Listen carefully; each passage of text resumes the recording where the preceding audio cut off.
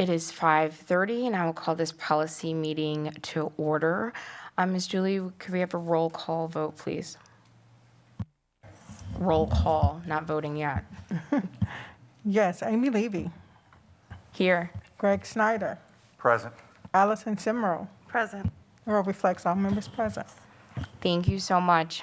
Is there someone who will propose a motion to approve the agenda? So moved. Second. All right, thank you. There is a motion and a second to approve the agenda. Is there any discussion? Hearing none, all in favor, please say aye. Aye. Aye. Aye. All right, that motion passes unanimously.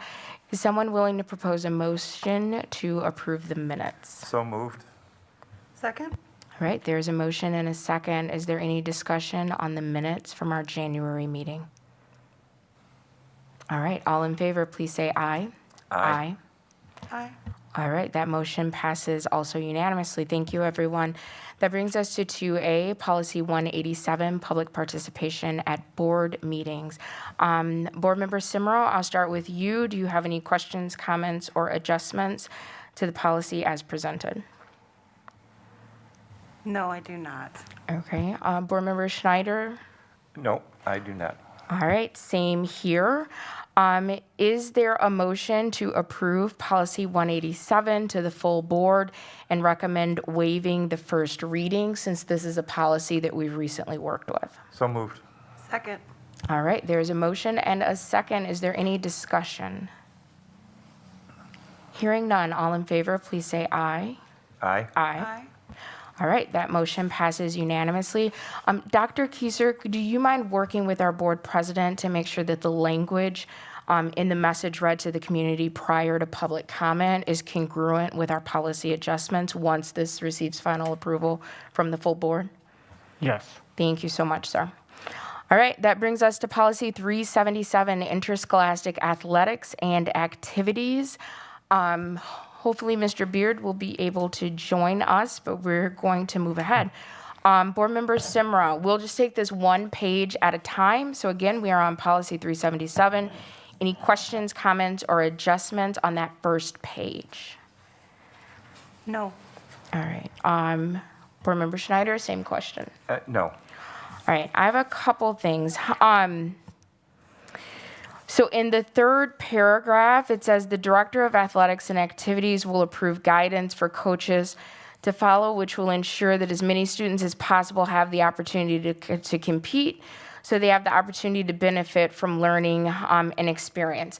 And Dr. Kieser, maybe you can answer this question, but if not, if you could follow up with Mr. Beard, I'd appreciate it. My question is, what does this look like? And the reason I'm asking that question is because the board has approved stipends for coaches to work with our students, specifically at the intermediate level. Like the girls do a 4th and 5th grade girls do a Friday basketball camp, et cetera. And there's next to no participation. So much so there was like one student who showed up, and so they didn't have it, but the coaches are there and ready to go. And so I actually reached out as a parent and said, you know, how do we get the word out about this so that our students can participate in these opportunities?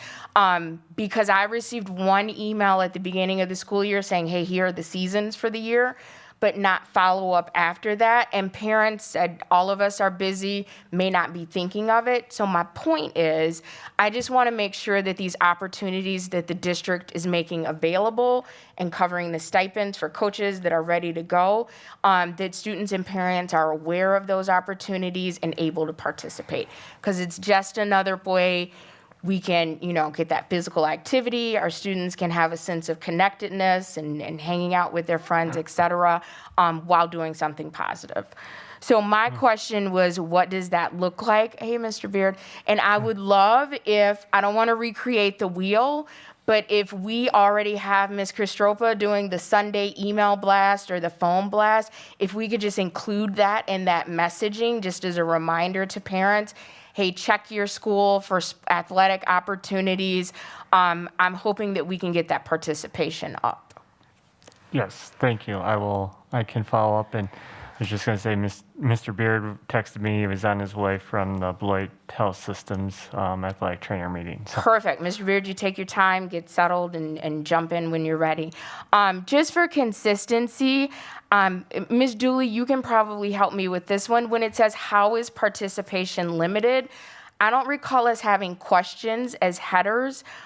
Is there any objection to changing that to limits to participation?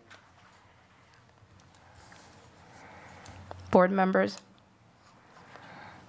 That's fine.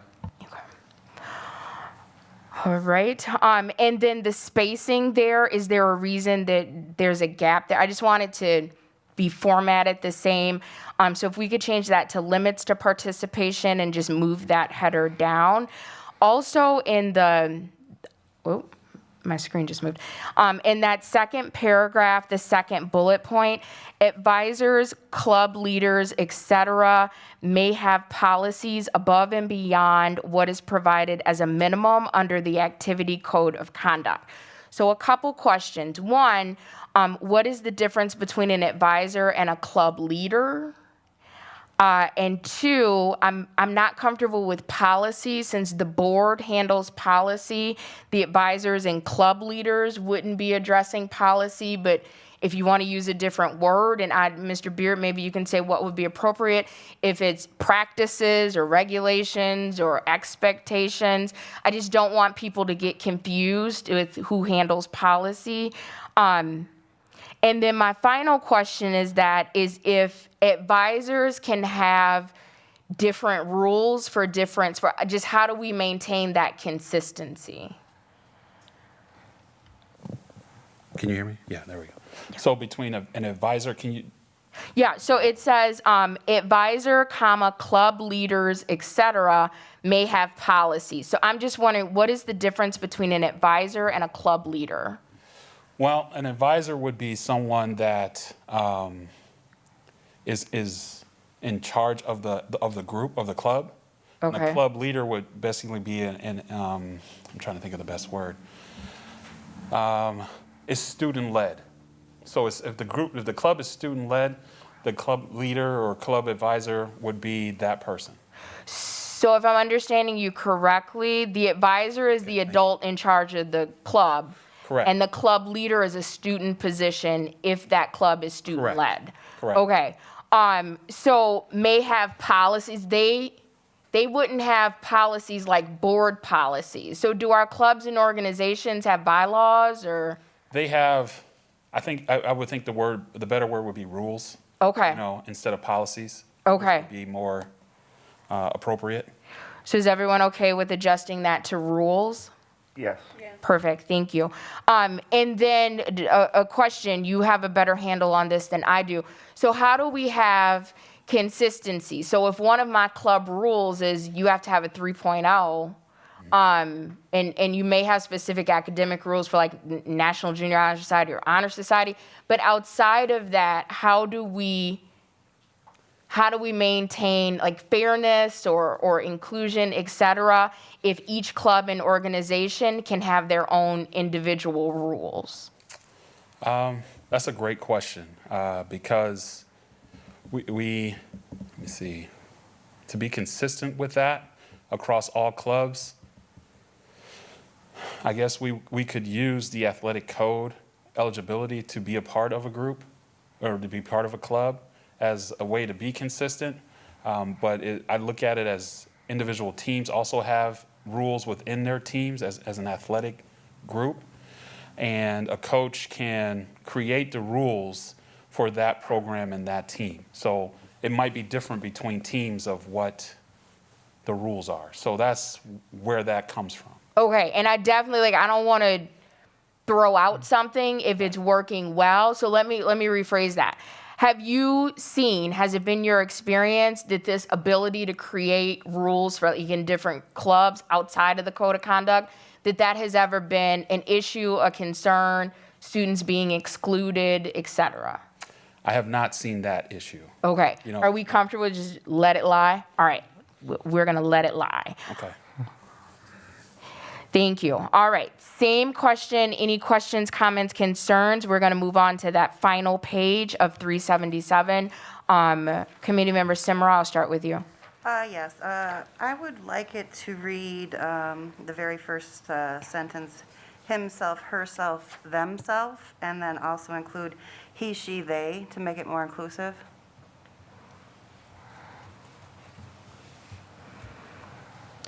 So I'm not opposed to that. My only issue is consistency throughout our policies. Which- Go ahead. Which I think we should change along the board. I think that it should be inclusive, and not everybody identifies as he or she, and I think that that's an important change. Okay. If the committee feels that that level of consistency, it could be considered an overlay and a minor change, so I could have Ms. Dooley and Ms. Schulp going through policy, and wherever they say he, she, they could put he, she, they, and so forth, if the committee is comfortable with that. Is there a way to do that electronically? Like you Correct. search for, okay. I'm fine with that. Board Member Schneider? That's fine. Okay, there we go. Excellent. All right, anything else, Ms. Simmerl, No, on page 2? nope, nothing else on page 2. All right, Board Member Schneider, same question. Nope, nothing else. Okay. My concern on the second page is the second sentence. Therefore, the student's behavior and appearance shall meet regulations established by the Wisconsin Interscholastic Athletic Association, as well as the School District of Beloit. Behavior, absolutely. Appearance, does that cover hairstyle, piercings, tattoos? Like, what does that mean by appearance, or is that the way you wear your uniform, or what does that mean? Appearance would be the uniform, the shoes, the socks, all those things. Does not include hairstyle, tattoos, piercings, and all those things. Okay. Does anyone have any objections to specifying that to the student's behavior and uniform appearance? Or I'm open, I'm not committed to that verbiage, but I just want to be clear that it's the uniform and not necessarily the individual. Absolutely, I I'm fine totally with agree. Okay. Mr. Beard, okay, so therefore the student's behavior and uniform appearance, is that awkward? Is that okay? I think that sounds good. I mean, so that it's more, because the WIA rules talk more to the uniform, the specifics of the numbers and the what's on it, Okay. not having sponsors and stuff on the uniform. So that's what it's talking about. Perfect. Ms. Dooley, did you get that? Thank you so much. All right, that was my only concern for page 2. Is there, well, let me ask this. And we can go through 377 and then rules 1 and rule 2 and approve them all at once. But I know that we had requested to receive the handbooks that go to coaches and the handbooks that go to parents. And thank you, Dr. Kieser, for providing the Beloit School Athletics Coach Handbook and the Beloit City Conference Middle School Coaches Handbook, but we didn't receive the Beloit Athletics and Activity Code. So before we go too far, board members, the reason we were requesting those documents is because we are removing significant portions from policy or recommending that they be removed. And we wanted to make sure that the content of what was being removed from policy was captured in either the coach's handbook or the handbook that goes to parents. And without having the Beloit Athletics and Activity Code that goes to parents and guardians, board members, are you still comfortable with moving forward with the edits to Rule 1 and Rule 2? Didn't we get the athletic code? We got the Beloit School Athletic Code for Coaches Handbook, which I'm assuming is the high school level. And we also received the Beloit City Conference Middle School Coaches Handbook, but not the Beloit Athletics and Activities Code that, according to the policy, goes to parents and guardians. The athletic code is rules, what is it, Rule 2? 377 Rule 2. That's the athletic code. Yeah, we received that. So the Rule 2 is the code. I thought there was a separate handbook, which is, I believe, what you shared with us. There's a handbook for coaches, and there's a handbook for parents. For parents, we don't have specifically a parent handbook right now. What we're discussing right now would be going into that and would be developed. So the code is Rule 377, Rule 2. Okay, because let me make sure I have the right one. As a part of 377 Rule 2, it says, which we got to do the nomenclature, but under 4B, the second half that says Beloit Athletics and Activities Code. Okay, let me read the whole thing. Prior to the start of each competitive season or participation in any activities, the student and his or her parent or legal guardian shall receive a copy of the Beloit Athletic and Activities Code and attend the code meeting with the assistant principal for athletics and activities to review the code card.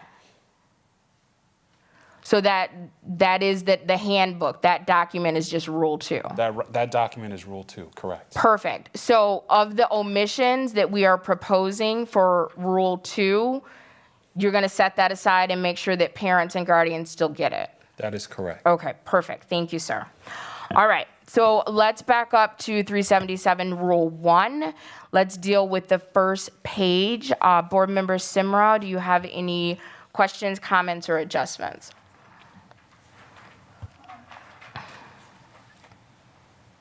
No, I do not. Okay. Board Member Schneider, same question. No, I do not. Okay.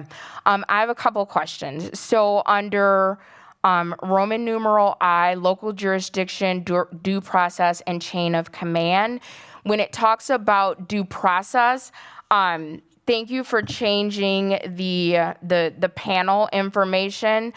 So for the personnel for hearing panels, thank you for updating that language. It says that the decision shall be final. So if I'm understanding that correctly, any athletic code violation cannot be appealed to the board. Is that accurate? Yes, that is accurate. Okay, thank you so much. And then under Roman numeral 2C, a certified first aid course is strongly, and before it said strongly recommended, space required. Is there a reason that we decide to go with strongly recommended that is not required? We went with that language because for coaches it is required, but it is not required for the activities. And so if this is being encompassing, having the strongly recommended encompasses everyone. Okay, why is it not recommended for activities? Let's say you're in the play and something happens and your advisor is not certified in first aid. We offer the first aid training to everyone, but WIA, if I understand correctly, Mr. Beard, it's required for them. They cannot be a coach without it. That is correct. And that's not we have not made that universal because it would be including the chess club advisor would have to be required and so forth. But it's offered to everyone, and we strongly encourage everyone to get it because we cover the cost of that training. Okay. Perfect. Thank you so much. Under 3, budget preparation, athletic budgets are determined and monitored by the director of athletics. We need to add and activities there. And then just a quick question, if you could just confirm that this is accurate. Activity budgets are prepared at the same time building allocations are established by the business office. I'm assuming that happens prior to, not at the same time?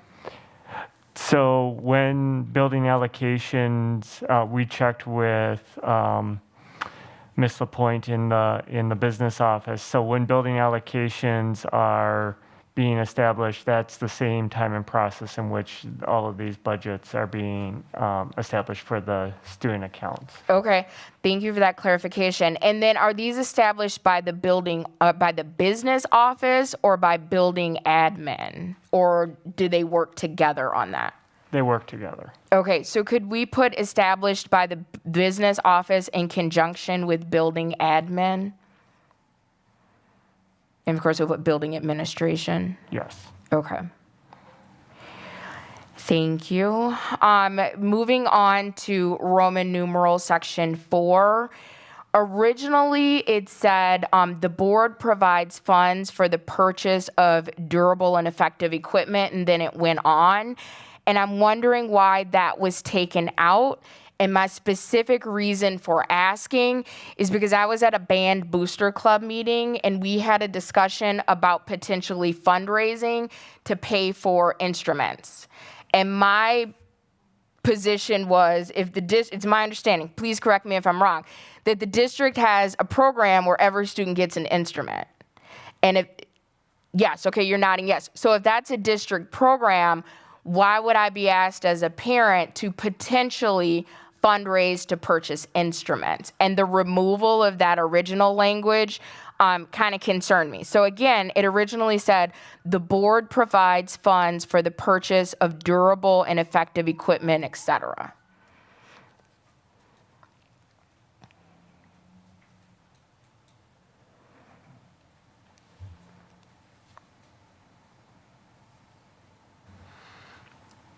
I know that the music department has in the past accepted donated musical equipment, which they've used funds from fundraising to repair and restore.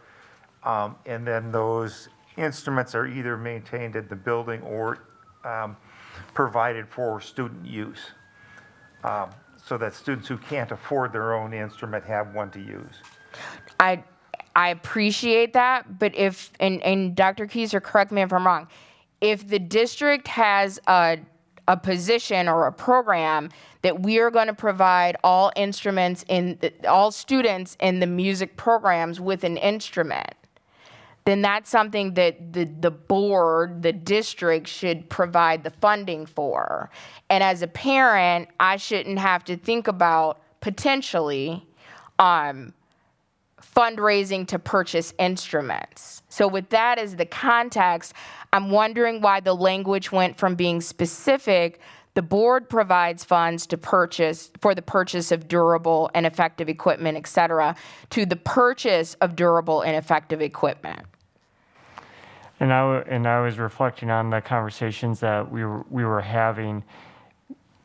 It is more, I guess, more accurately that we budget for the purchase of durable and effective equipment, or that when you purchase, the purchase of durable and effective equipment is recommended. It is already established that there is a budget that is established.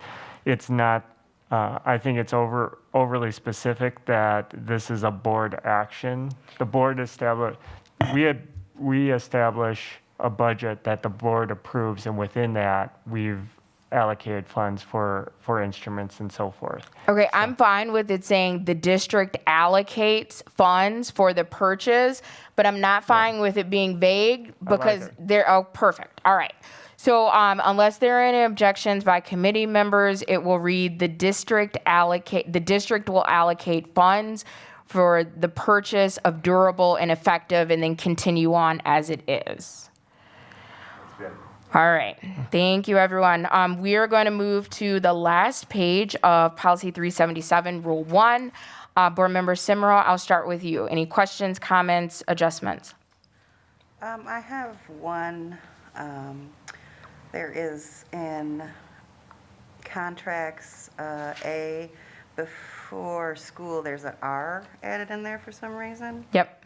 Other than that, I'm good. Okay, thank you so much.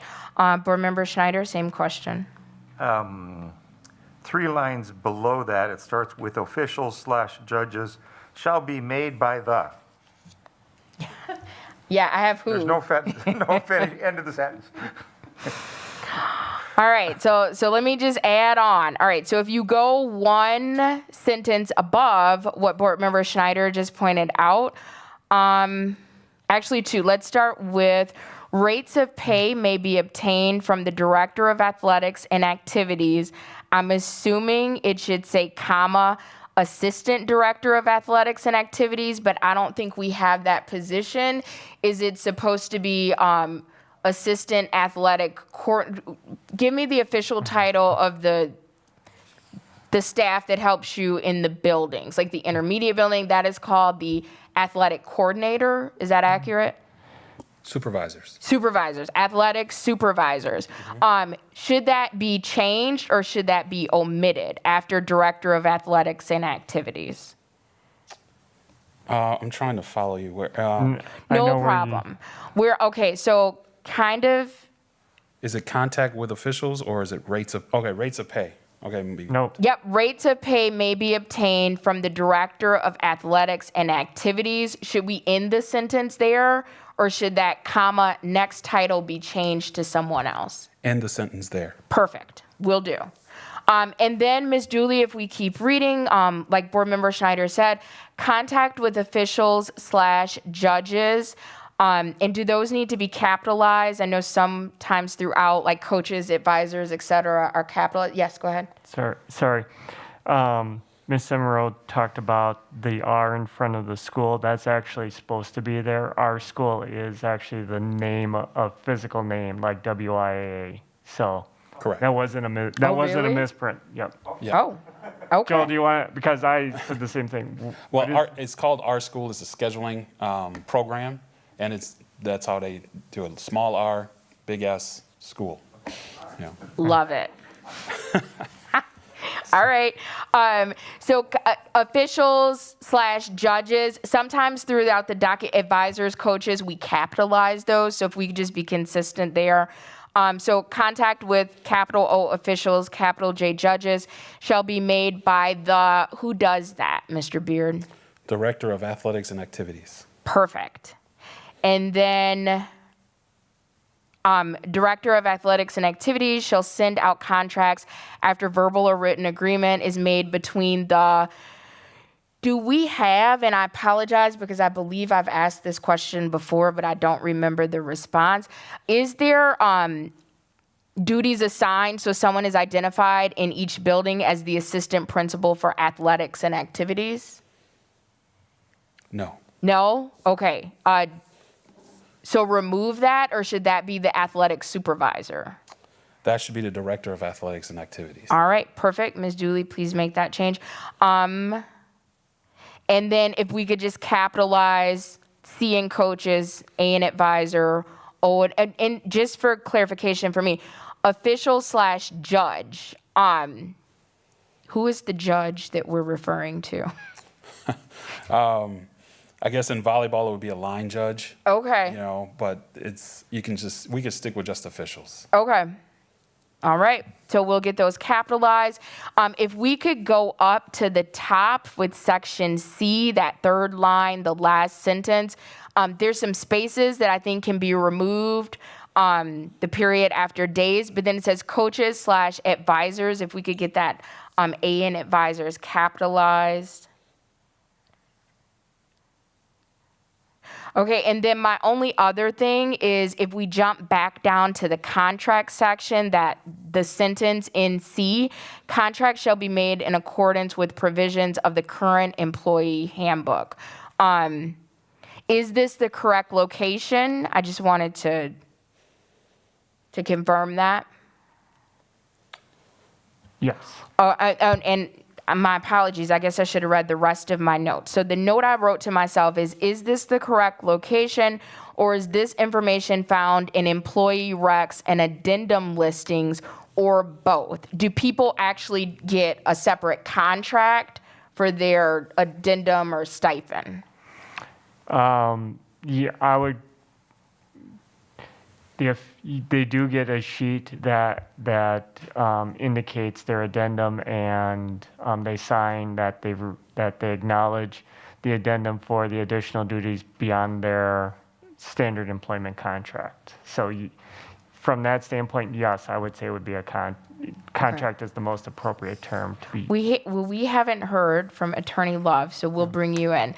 Attorney Love I forgot she was here. which is a good thing. That means we're doing well. Is an addendum listing or an addendum affirmation, for lack of a better term, considered a contract? I'm not sure what the document looks like. Do they sign it? Yes.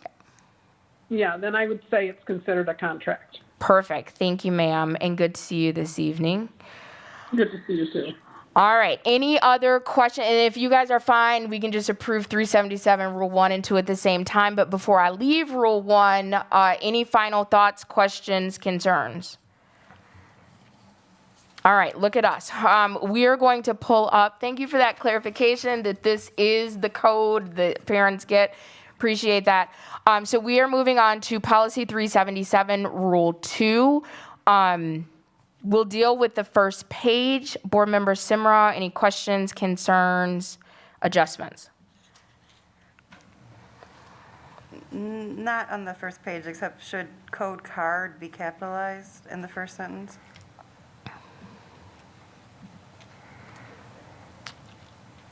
Just I don't know. I will refer to you, Mr. Beard. Is that like the card they sign at the code meeting?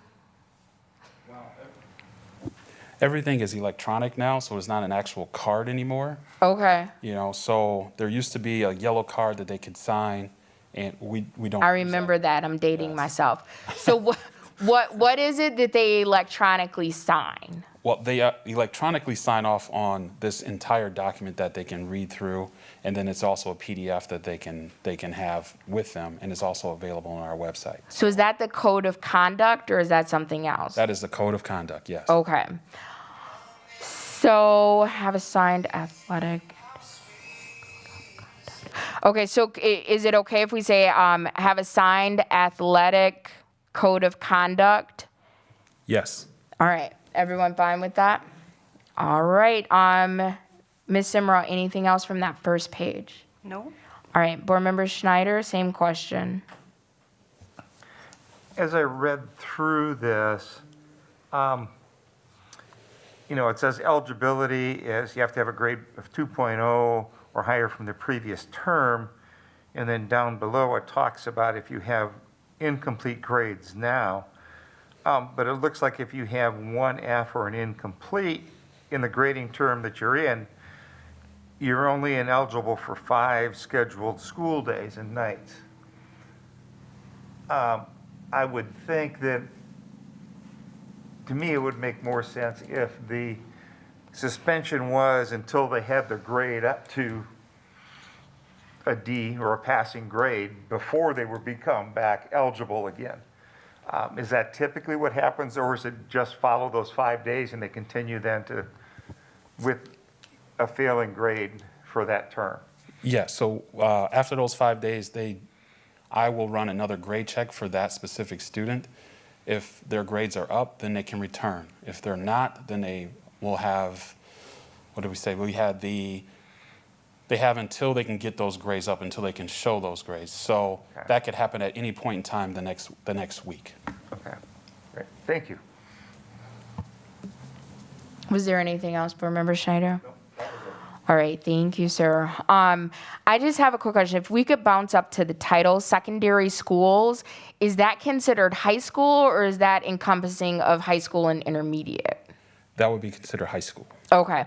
High school and intermediate is secondary. Okay.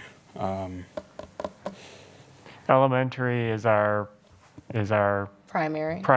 PK through 3, and then secondary is, in some districts, middle school, high school, but for us, intermediate and high. Okay. So do we need to change? Okay, so thank you for the clarification. So when we look at eligibility rules, since this is for intermediate and high school, should this be grades 4 through 12? Are you asking me? I'm- Okay, so. All of my questions are Okay. open to whoever has the Perfect. correct answer. Perfect. I would suggest if we could put high school with this document, because the grades don't always apply to a 4th through 6th grade in our intermediates. Well, I was going to get to that because that's why I started off with who does this apply to?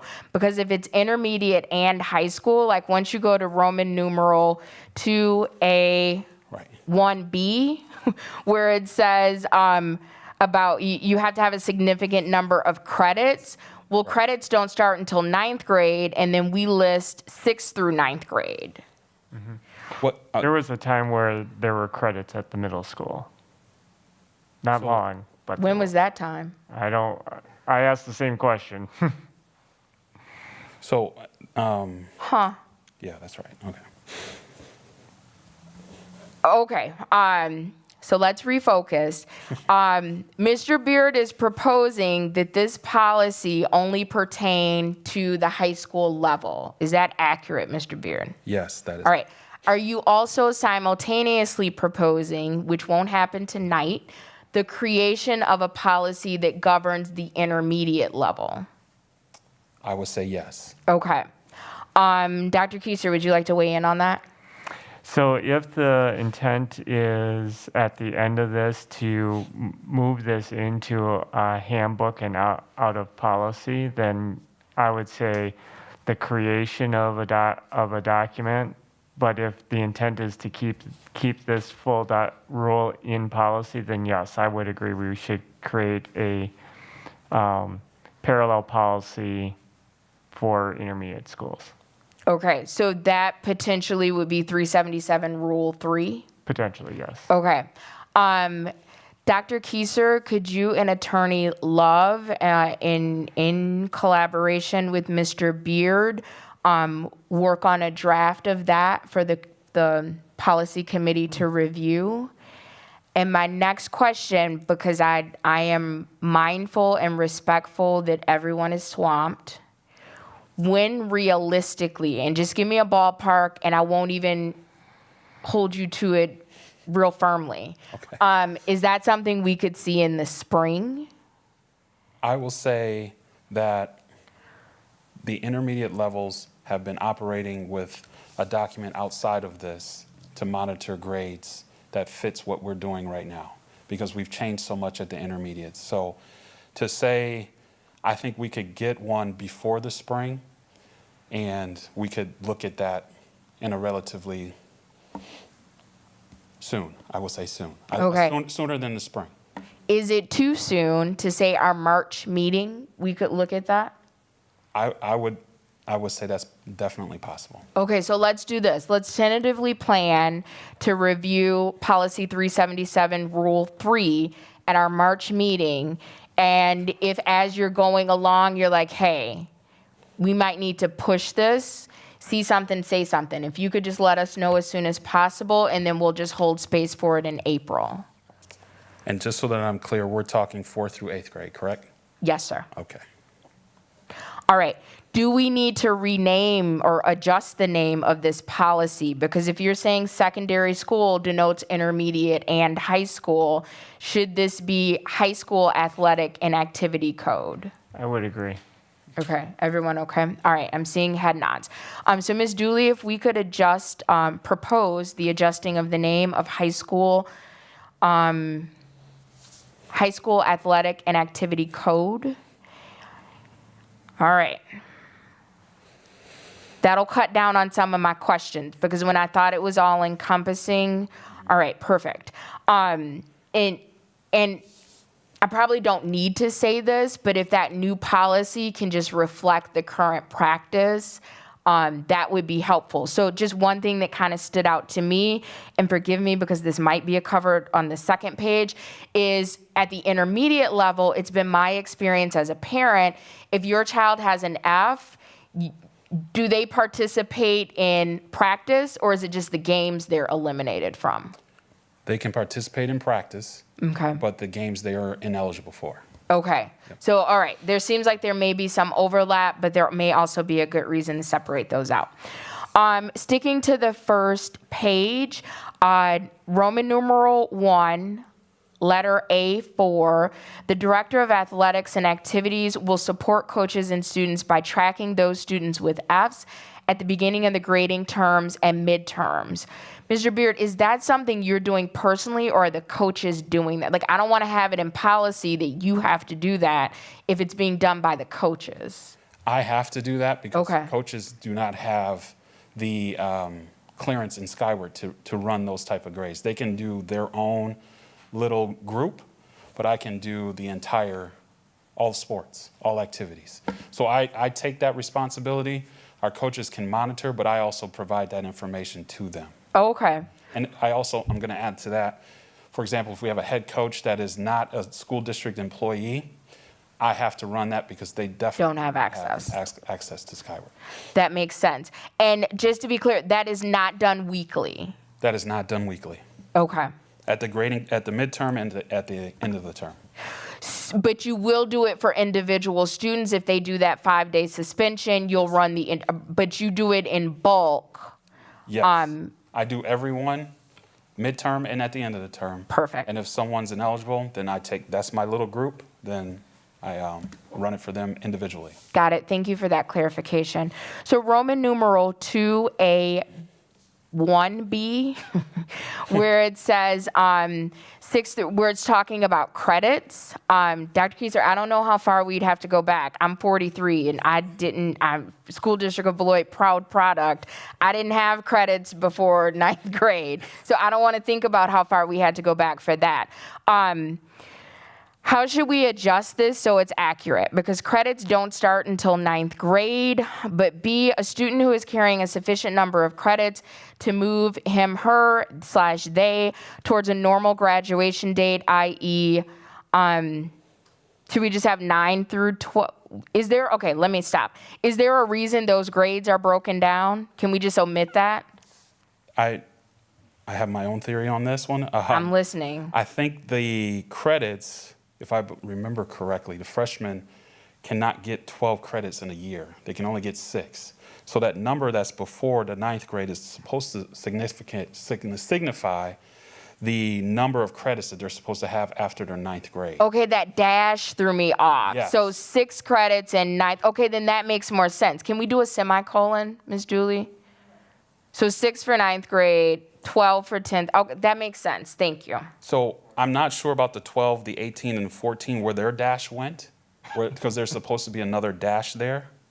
And I think that 12 is for 10th grade. Yep. The 18th is for 11th grade, and the 24 is for 12th grade, if that makes sense. Or can we just be extra clear? So no one has 6 credits, comma 9th grade, 12 credits, comma 10th grade, and so on. So we'll just insert credit so people don't have to figure it out. All right, you already addressed the if you have an F, you can still practice but not compete. Thank you for that.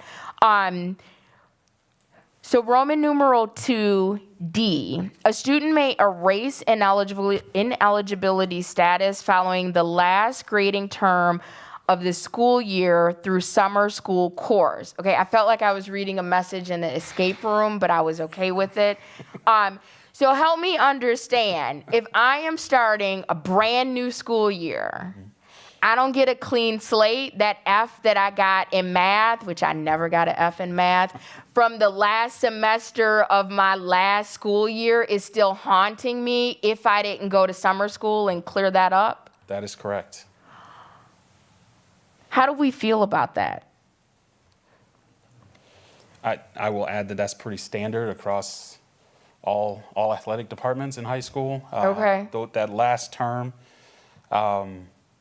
yes, it can haunt you the following school year, but that's also in the WIA eligibility as well.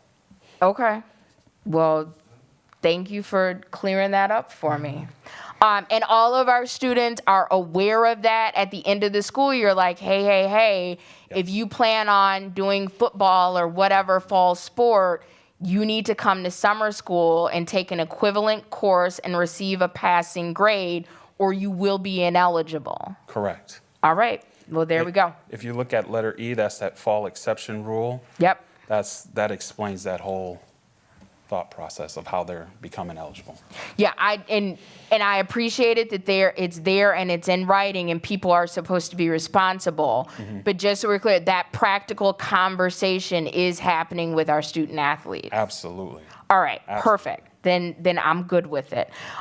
If we jump up a little bit, still Roman numeral 2 on C, halfway through, for a minimum of 15 scheduled school days and nights. There's a couple periods there. If we could get rid of one of those and then do the spacing. Students haven't been identified with exceptional educational needs will follow their IE, their individual education program. Is there a reason we're going out of our way to say exceptional education needs? Can we just say where applicable, students will follow their IEP and of course spell it out? Yes. Okay, all right. And then that next sentence where it says ELL students will meet the criteria set forth by any modified educational plans. Are we comfortable with that wording? Because when I first read, I'm like, well, not all ELL students have modified educational plans, but it does say any. Is that something that's prevalent? A lot of our ELL students in athletics have modified plans. Is that something we need to have there? For students who have been identified as ELL, they have not an IEP, but they have an ILP, an individualized language plan, which in some cases modifies their educational plan, but not always. Is that all of our ELL students? And any of them that have not been exited out, yes. Okay, so for all of our current ELL students, then do we need to say by any modified plan, if they all have them? If you're an ELL student, you have a modified plan. Is that accurate? That's not accurate. Okay. They have a plan, but it doesn't necessarily modify their educational plan. So Got it. So if it modifies it, meaning an exception to the number of credits, it's under those modified credits, not the standard. Okay. All right, I am good on page 1. Thank you for those clarifications. Moving to page 2 of 377, Rule 2. Ms. Simra, do you have any questions, comments, adjustments? Well, obviously, the numbering needs fixed for F. And then, again, just the, in 3A1, the him, her, them, or they. That's all I have for that one. Okay, thank you, ma'am. Board Member Schneider? I have nothing in addition to that. Okay, the numbering.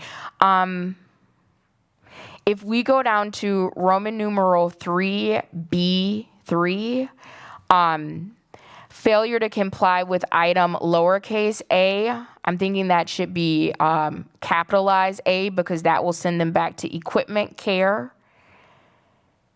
And then number 4, students shall not participate in any contest, performance, practice unless they have attended all classes or have an excused absence. And you can read the rest. Logistically, who tracks that? Logistically, that is myself. And yes, that is tracked through Skyward. So before every game, you run on all students participating to see if they have any unexcused absences? I'm going to be honest with you, not every game. Okay. But I do check. And I do hold students out if they have not been in class. So Attorney Love, I appreciate your transparency. Are we running into any issues if it's not consistently checked, but sometimes it's checked? So if I'm a student that got caught up in the net because I had an unexcused absence, but I know my buddy also had an unexcused absence for a different game, but the check wasn't done, help me with that. Any time you inconsistently enforce rules, there is a potential of a claim that you're discriminating against a group of individuals. So why was that person singled out? Are you checking it more for the female participants as opposed to the male sports? Are you checking more for particular activities as opposed to sports? You're checking the activities but not the sports, and does that have an adverse impact of some kind? So it would be better if you have if you recognize that you will be checking or you set into place some type of a reporting mechanism for any unexcused absences. Okay. Dr. Keiser, can you work with Mr. Beard and his team just to make sure that we have a consistent plan for checking? And again, I don't want to I want to work smarter, not harder, and maybe work with tech. And okay, how brilliant is this? Input the athletic and activity schedule and the student's name, like the rosters, and then the check is automatically done and somehow there's an alert. I don't know if that process exists, but if the two of you could hopefully find that or find a similar system to make sure that we're being compliant with our policy. We'll work on that. Thank you. And then as soon as you have information, if you could just let us as a committee know, that is much appreciated. All right, let me see if there's anything else. Oh, okay, so the final thing that I had, still in Roman numeral 3C1, where it's talking about travel, unless a parent or legal guardian gives permission to travel home with a parent or legal guardian, this permission must be provided to the advisor or coach. Now, just from personal parent experience, some people say you have to have a note, you have to send do we need to specify like what is acceptable? Is a phone call acceptable, a text, a note, an email? Am I overthinking it? Because I just want us to be consistent. Well, in I think there should be a form, Okay. that a parent fills out, and it has to be turned into that coach before the game, before they leave, so that they know. A coach can run a checklist of who's supposed to be on the bus, who is there missing, all those types of things. Right. From personal experience for a coach, it's extremely hard when a game is over and everybody's kind of all over the place, trying to identify which student's leaving with a certain parent, with the parent, Yep. and making sure they're leaving with the right person. It can be chaotic at times. So I suggest that we have a form that we can create that a parent could fill out. We can make it electronic. We could do it whichever way we need to. But I think there needs to be that piece. Emails get lost, and all those types of things. Yeah, and I don't want to put that, but look, I called and have a coach who has a million other things going on that day. Right. To have to, Dr. Keiser and Mr. Beard, can you connect and come up with a form and maybe work with Monica to get that posted on like the athletic website, and so parents know it's not a surprise. But we have consistency. And Ms. Dooley, can you add that into the minutes so we don't forget that we need to check for that, please? All right, anything else before we leave page 2 of 377, Rule 2? Looking at that same spot, if we're going to create a form that needs to be turned in, the permission must be provided to the advisor or coach before leaving school? I mean, I don't Yes. think they should be handed to them while they get to the game.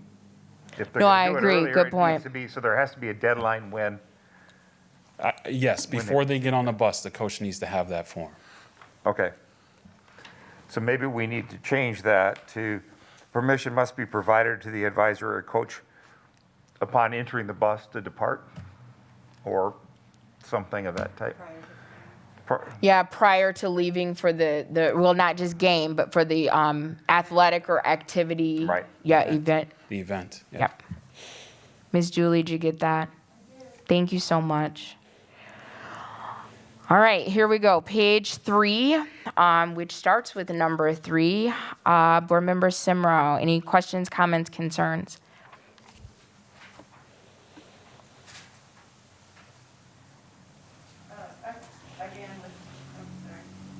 The they, but then also the assistant principal for athletics, and it's repeating in several spots. Yeah, I have it highlighted a few times. Yeah. We'll figure out what it should be and get that swapped out.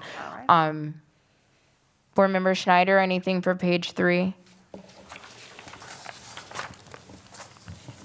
I guess I had the question under DC. It says if a student is removed from one sport or activity due to a disciplinary problem, he or she may not move to a different sport or activity. I'm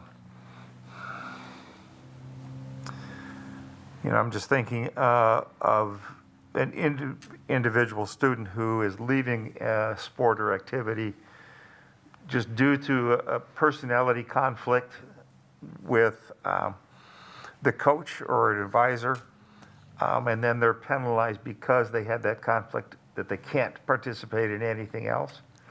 Would you be more comfortable if we said without approval from the athletic director, or the director of athletics and activities? And that way, Mr. Beard, it's at your discretion. We trust you to make wise decisions. Mr. Beard, well, one, I'm adding another response. Are you okay with that? Yes, I'm okay with it. Okay, does that remedy that? Okay. No problem. So back to Ms. Simrau's concern, assistant principal for athletics. I feel like we reworded it earlier. If someone could find that verbiage. Because wasn't it 3 administrators, at least 1 from the bill? Let me find it. And then we'll just copy paste. Yes, that was in Rule 2 under the, I think it was. It's Rule 1, and then it'd be 1, Rule 2, 1, A. A. Did you say 2A? 1A and 2A. Oh, okay, that's exciting. Okay, so a panel consisting of 3 administrators, at least 1 being a building administrator. So hold on to that, and we're going to make it apply to this. All right, so overnight trips. Overnight trips to cities for multi-day tournaments, competitions, performances, or special activities shall only occur after evaluation by the administrative team consisting of, can we just omit? Consisting of building principal, head coach / advisor, and we'll capitalize coach and advisor, of the participating team or activity group and the superintendent. Is that accurate if we just omit that, or is that still the wrong mix of people? So omit the assistant principal for athletics and activities? Yep, and just have building principal, the head coach or advisor, and the superintendent or his or her designee. I think the assistant principal for athletics and activities needs to remain in that. May I pause you? I thought we said that designation hadn't been made. We don't have assistant principals for athletics. Well, I'm sorry, it'd be director of athletics. Okay, Yes. perfect. Sorry. No, you're fine. Okay, so director of athletics and activities, do we need all those people? If yes, just tell me yes. But okay, so in order to do an overnight trip, which are important, I get, the director of athletics and activities, the building principal, the head coach or advisor, and the superintendent or his or her designee. I think that's the first 3 are the key players in that, because you've got the director of activities and athletics and the coach, but then the building principal who oversees all of the students within that building is the Do third. those forms ultimately come to you, Dr. Kieser, once They the all- building principal signs off on it? For overnights, they do, yes. Okay. So I'll sign off on them at the end. Okay, perfect. So Ms. Dooley, on 4, we're going to change assistant principal to director of athletics and activities, and we're going to omit the superintendent and designee because it's going to come to you anyway. All right. So as we move down to Roman numeral 4B, prior to the start of each competitive season or participation in any activities, the student and his or her parent or legal guardian shall receive a copy of the Beloit Athletic and Activities Code. Do we need to put parentheses rule policy 377 rule 2? Because that's what it is. Oh, my apologies, Ms. Dooley. We are on page 3, Roman numeral 4, letter B. Yep. So prior to the start, Legal guardian shall receive a copy of the Beloit Athletics and Activities Code, parentheses, policy 377, rule 2, because if I'm understanding correctly, that is the code. All right, you are nodding vigorously. So we're going to put parentheses, policy 377, rule 2, and attend the code meeting with the director of athletics and activities. Is that accurate? Yes. Okay. To review and sign the student code of conduct. Is that the official name, student code of conduct? Or athletic, what is it? It's athletic code. Okay, is it athletic and activities? Yes, it's the same rule. Rule 377, rule 2. It's the same. Okay, the athletics and activity code. All right. Ms. Julie, do we need to repeat anything? Perfect. All right, we're going to move on to Roman numeral 5, suspension process. Investigated by Mr. Beard. Are you the person that does the investigation? Yes. All right, so that should read Director of Athletics and Activities. If we could get capital letters on coach, advisor, and principal. And then the nomenclature made me crazy. All right, we're gonna get it fixed, it's fine. So, type 1 violations. Okay, that one's bold. Is there a reason, like number 1, taunting, threatening, bullying? Like I get why harassing is capitalized because that's how we're starting. Is there a reason those other words are capitalized? Am I missing something? And then the same in number 7 and number 8, plagiarism, academic dishonesty, and then in 8, school rules.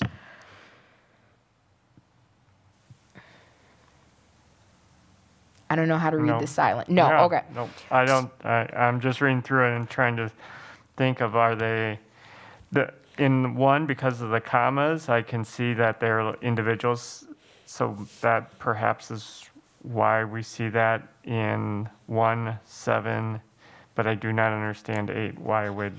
There's no commas in between there. So Even with the commas, can we just switch those to lowercase? Sure. Unless capital T taunting is something different than regular taunting. All right, so that brings us to page 4. Before I get into the meat of it,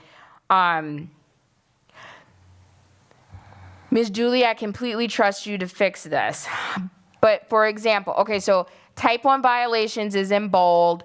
Type 2 violations is bold. That makes sense.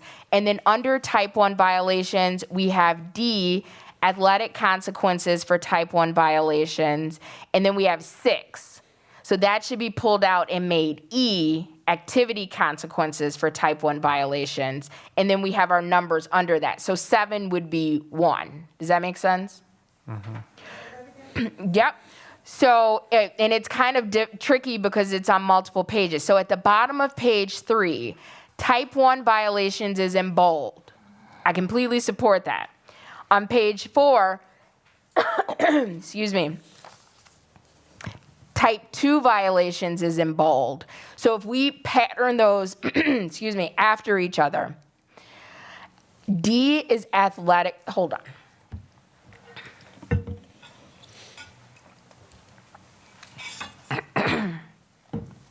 All right, I think I'm back.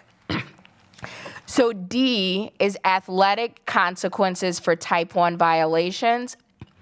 And then E as in elephant should be activity consequences for type 1 violations. So 6 should become E. And just like we have D 1 through 5, that 7 after 6, which is now E, will be 1. Does that make sense? yes. That's E. And then 7 becomes number 1. So it's E1. Yep. And then if we go to the former E, which shouldn't be bold, first offense consequence, that should just be under.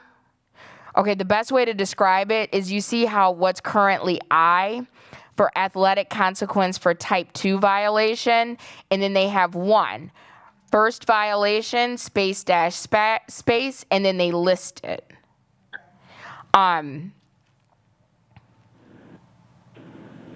If we can just follow that same pattern. So you have the type number violation, so type 1, type 2, or type 3. And then you have the breakout for athletic consequence and activity consequence. And then you list the violation, so first, second, third, fourth. So we can just consistently follow that pattern. And I trust you to make those adjustments. We'll get that done before the next viewing. All right, now that we got structure down, we can go back to content.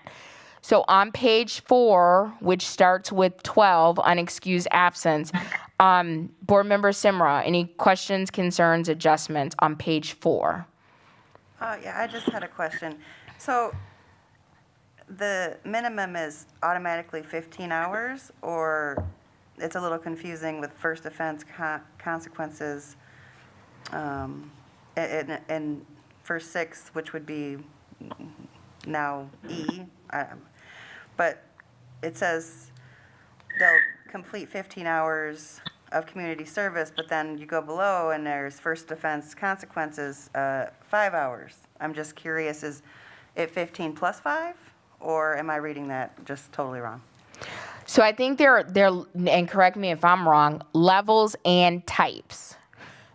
So for a type 1 violation, but then if you have a first, so when you think about like the policy that we use for expulsions, where they give you the level, like a 100 level, 200 level, 300 level offenses, you got to line up the type with the level to get the hours. Did I mess that up? So automatically it's 15. For a 300 level offense. Okay, so that, I guess No, go up, I'm Joel. confused because it says. Activity In consequences. 6, it says, type 1 violations minimum, the student will complete 15 hours of community service and have started, but then you go down to first level and it says 5. So I feel like it's very confusing. Do we have 15 and then add 5? I don't, that seems extreme. And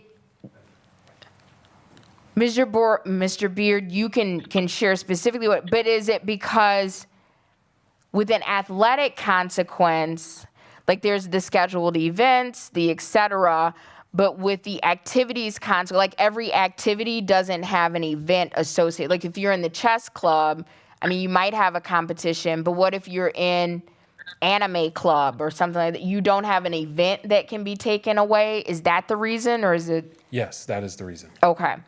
So my question is it, well, it says type 1 offenses are not cumulative. So if I have a first offense type 1, but it's a level 300, how many hours of community service am I serving?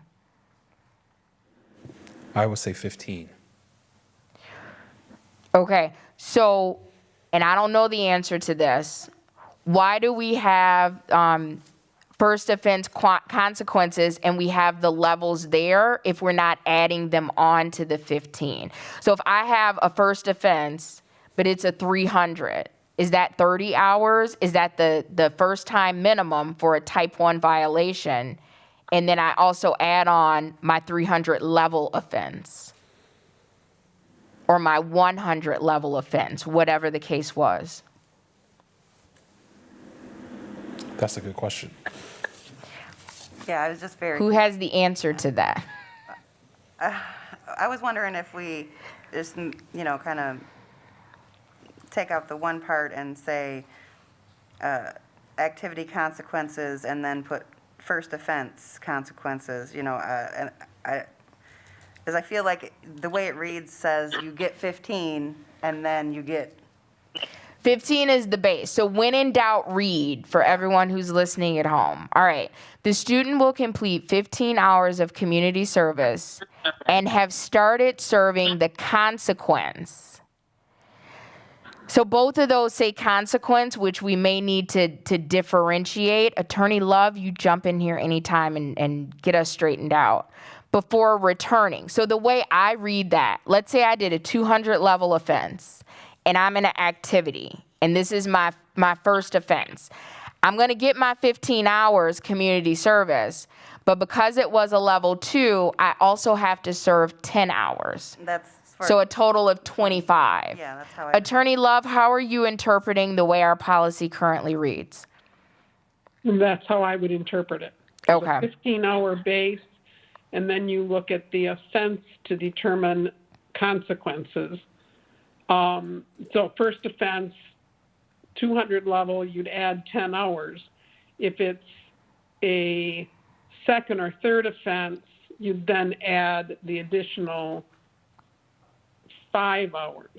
So the minimum is really 20 because Dr. Kieser, we don't have any offenses that are less than 100 level. So your minimum is 20 hours of community service if you're in an activity,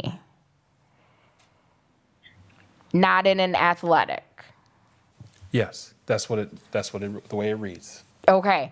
Attorney Love, help us craft verbiage so everyone reading this does not have to attempt to figure that out like we just did, although we did it. Off the top of my head, you're asking me to do that? Yes, ma'am, please. Okay. All right, because I mean, I really think this whole section, and I know you were doing some adjustments that I was trying to follow, but when you're under, so activity consequences for type 1 violations. Yep. Minimum. And then if you look at the athletic consequences, they break, then they go into first, second, third, fourth, right? Yes. So wouldn't you want to follow the same pattern for activity consequences for type 1 violations? And then you would say first violation will complete 15 hours of community service and so on. And then add. May I interject under because that- it just made sense to me. Okay, and then under that, you would say, in addition, they'll serve, they will complete the following additional hours of community service depending on the level of their offense. So let me tell you my mini revelation that happened. I think we should omit completely the first offense consequence structure for the 100 through 300 level, and this is why. When we go up to type 1 violations, those things that are listed, none of those are 300 level offenses. So it's incongruent. And I don't have the 300 level of it, but that's like bringing weapons to school, assault, like intentional assault, etc. That's not listed under type 1 violations. That's like lying, possessing a false identity. Like none of those things are great, but it's incongruent. So if we follow Attorney Love's advice, which I think this is what you were saying, if we remove the current E, which is first offense consequence, and pattern it off a D. So first, second, third, fourth violation for anything that's listed under Roman numeral 5C. So those type 1 violations. Does that make sense so far? And if we said first offense is 15 hours, second offense, 20 hours, third offense, 25. So you have those steps, but it's not parallel the way we have it because a 300 level offense is not on the same chart as what we have listed as a type 1 violation.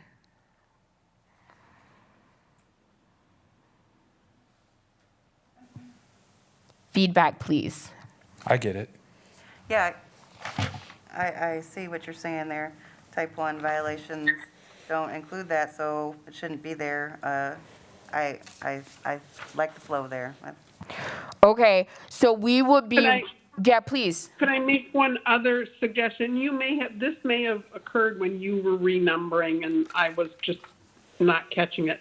When you look at Roman numeral, or not Roman numeral, when you look at letter C, and it says the heading is type 1 violations, I think then under that you're going to have number 1 is examples of these violations, and then a list, whether it's, and then it would be lettered instead of numbered.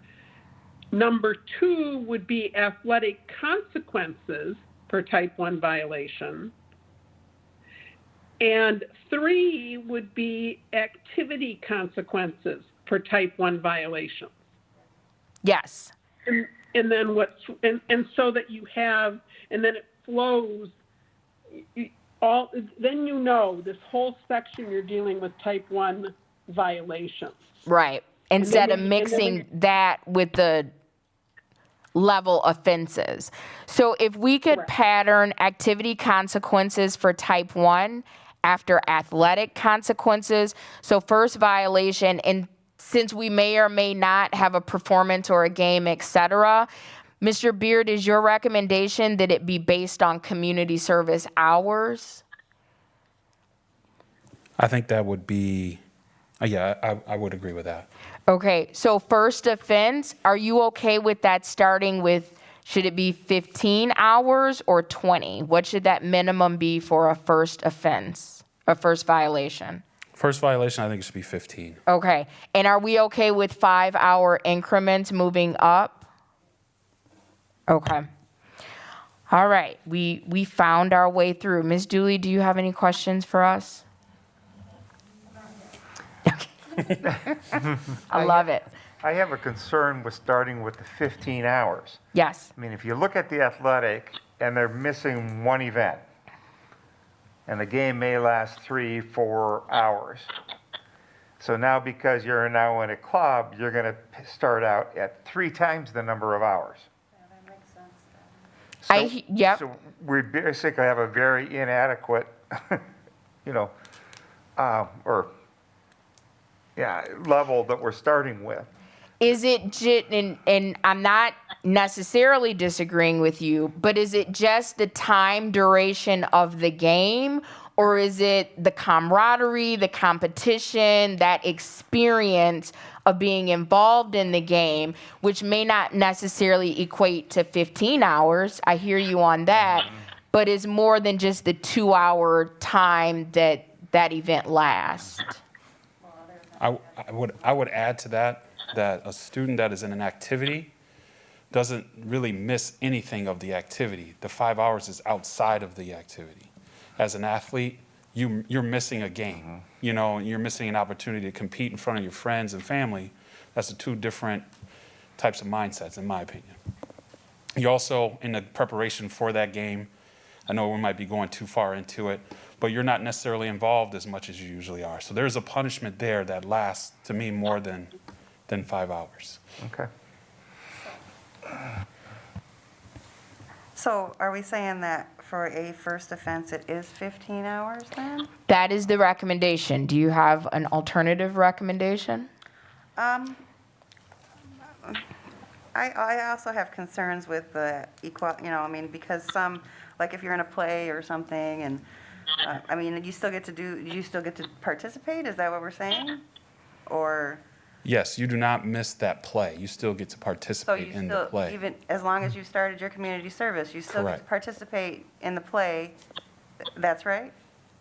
Well, it says says the the student will complete and will determine on the number of hours community service and have started, Before, yeah. yep, before. So you won't miss it.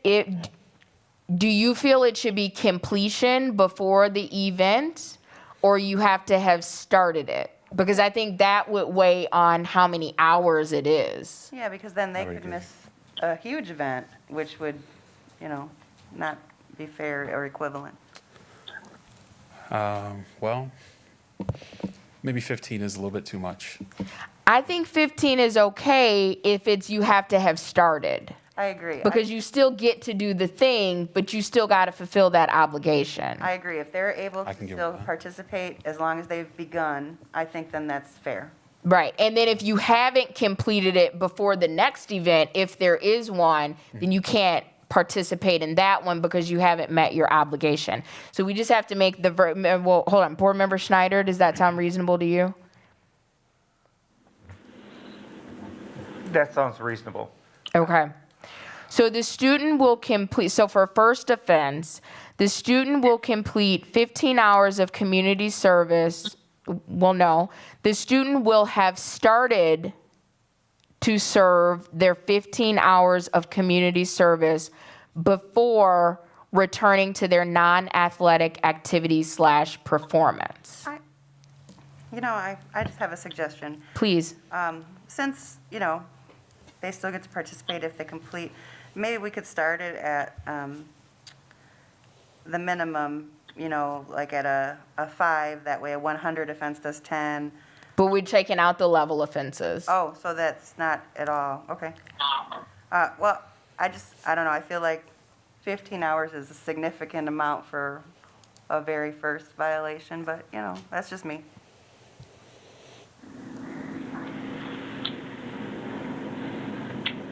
Are you going down with the ship? I mean, I can catch your pitch here. I think 10 is a fair, if it's a first offense. So you want to start the scale, if I'm understanding you, first offense 10. Yes. Second offense 15. Third offense 20. Fourth offense 25. Yes, ma'am. I could be on board with that. Mr. Beard, does that sound reasonable to you, sir? Is it still that they have to start it? They have to start it. Do you want to, oh, this is getting good. I feel like I'm, all right. So what is on the table is that it starts at 10, it goes up to 25 for fourth level offense. We'll get to what happens if you have more than 4 offenses in a minute. We're not Right. there yet. We're not there yet. So you want us to say, is Point your of recommend? clarity. Yes, ma'am. Okay, we're speaking of changing it to first violation, second violation, or et cetera. First through fourth, yes, ma'am. And we're talking about offenses. So offenses and violations are, No, we're omitting, thank you for asking that question. So E that is in bold, we're deleting that. And the reason is because those level of offenses, once you get up to 300 level, are incongruent with what is identified with a type 1 violation.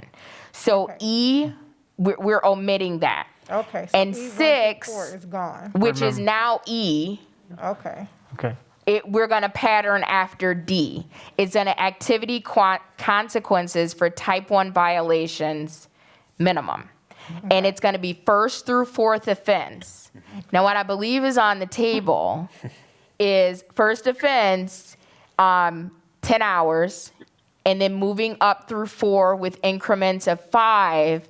But Mr. Beard, if I'm reading your body language correctly, you want that to be completed before their non-athletic activity or performance. Is that accurate? That is accurate. And I will say this, that it is a type 1 violation. And first offense, I feel that we should not over-penalize our students. But I do feel like we should hold students accountable for what they do. So I'm going to propose first offense, or first violation. Yep. 5 hours. Oh. But they leave the verbiage the way that it is, where it stays before they can return to their activity. So you want, I support all recommendations. Right. All right. sorry. And then I'm sorry, but- no, you're fine. Yeah. This is why we come and we do policy work. First offense, 5 hours, but it has to be completed before your non-athletic activity / performance. You can't start it. You have to have it completed. And I say that it should be completed because it puts a lot of stress on a coach or an advisor to manage that after the fact, or to manage that. If you have to complete it, you've served it, you can come back and you can participate in whatever that it is. No, I hear that. And Yeah. if you have a second offense, then you have to complete that before. Now, that should go up in hours because it's your second offense. Okay. you Are know- you comfortable with a 5-hour increment? So 5, 10, 15, 20. I am perfectly fine with that. Dr. Kieser, you want in? I'm putting in my ante here. Please. What is taking you so long?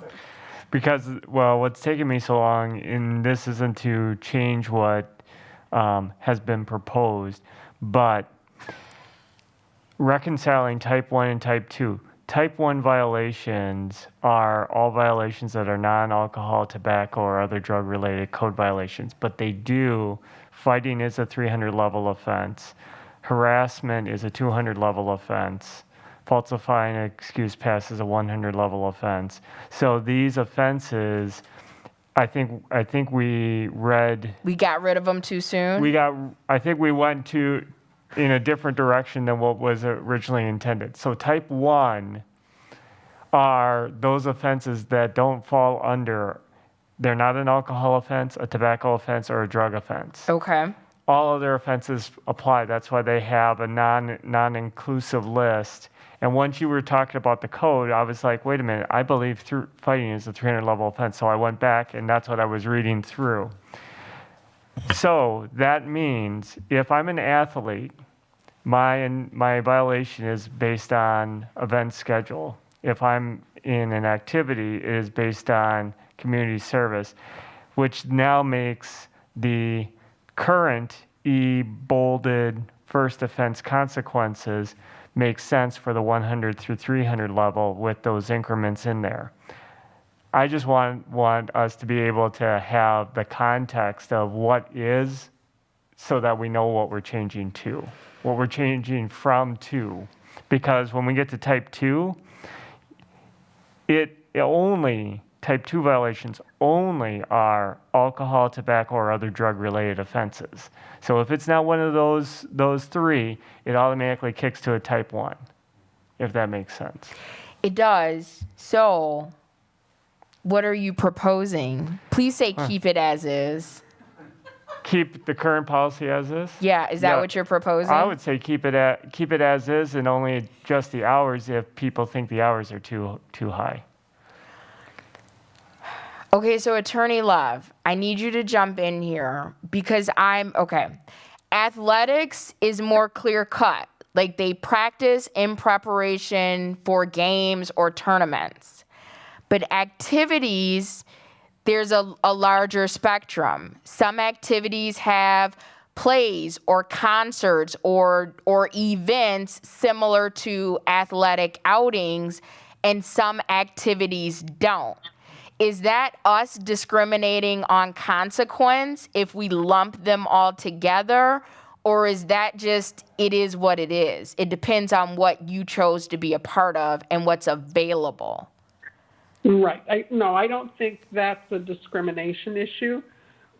But I will point out something that if the examples of violations are 100, 200, 300 level, and for non-athletic activities, you're imposing more serious penalty based on the level of offense as well as the number of the offense, first, second, third.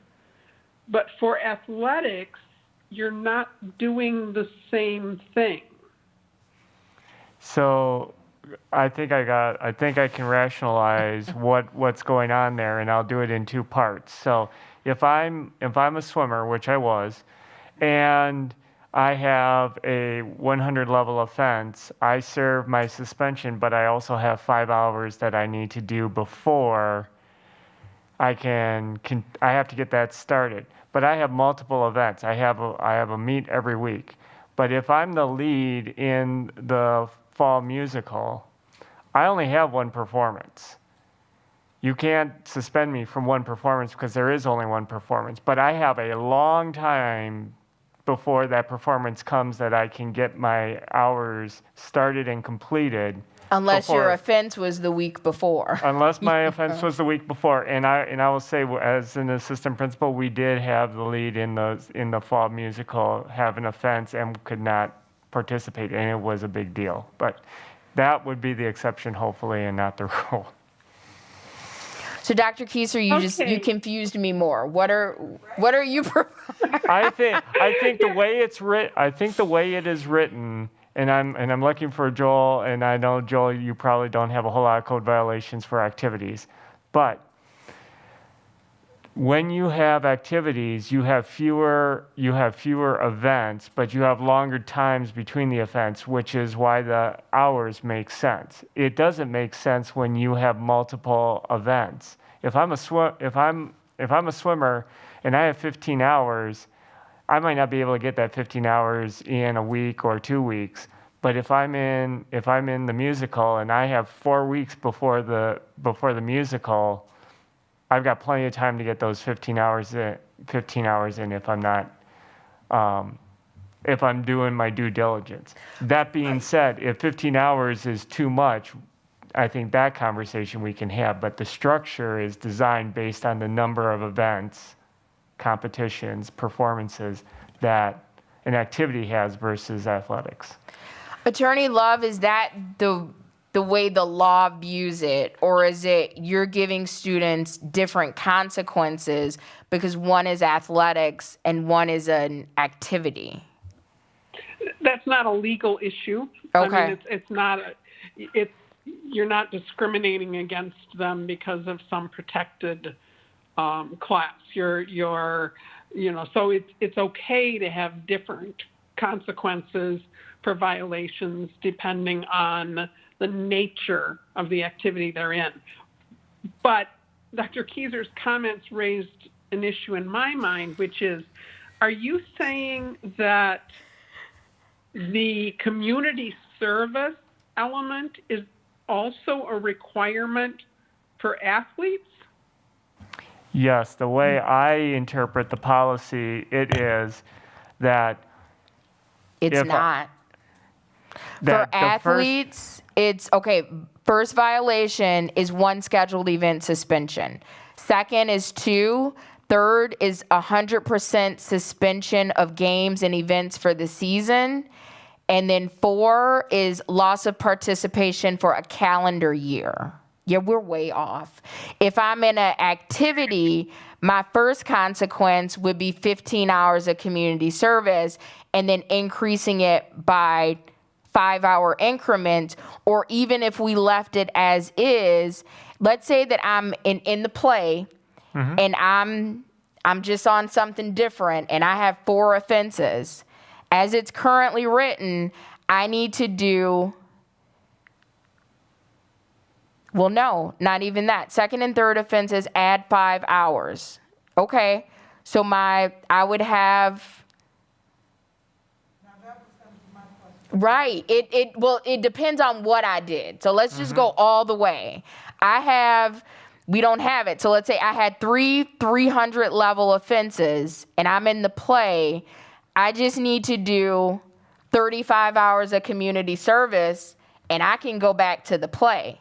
But if I'm an athlete and I have a 3rd violation, I'm off the team. And if I have a 4th violation, I'm off of every team I thought about for the next year. So I think that's where we could get into trouble. That, I think that's a great point, and that's what I think what we would need to clarify. Attorney Love, okay, so this has not been wasted time because I think we raised some really great points.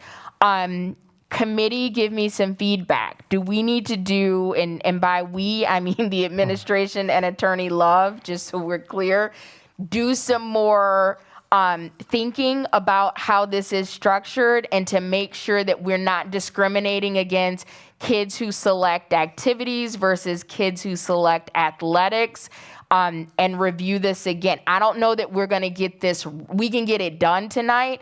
I don't know if we're going to get this right tonight. Let me know if you have different feelings about this. I think it warrants maybe a little more thought. Because, I mean, I think we could take another look at it, in my opinion. I think we need to look a little deeper. Board Member Schneider? I think we need to spend a little bit more time or coming up with different ideas of what this is going to look like. Yeah, I don't feel we should finalize this tonight. Okay. So my next question, thank you for that input. For me, it doesn't make sense to send 377 rule and 377 rule 1 on without rule 2. And especially since our fantastic team is going to come up with the rule 3, which addresses intermediates. I don't want anyone to feel like we wasted our time. I think we did a lot of good work. I think we are looking at this from a student experience and what is fair, as fair as we can be. But I would still like to keep these together as a group. But Dr. Kieser and Mr. Beard and Attorney Love, before our March meeting, can you, and feel free to reach out for us if you want input and discussion before the next, and then we'll, of course, in spirit of transparency, share out all of the discussions that have happened at the public meeting. But is that a reasonable request that you all take this offline and kind of think of it with a legal lens and make sure that we're being fair to all of our students? I think that's fair. Okay. All right, board, we need a moment of honesty and clarity. Do we have enough steam for 8:30 and 8:30 rule 1 and rule 2?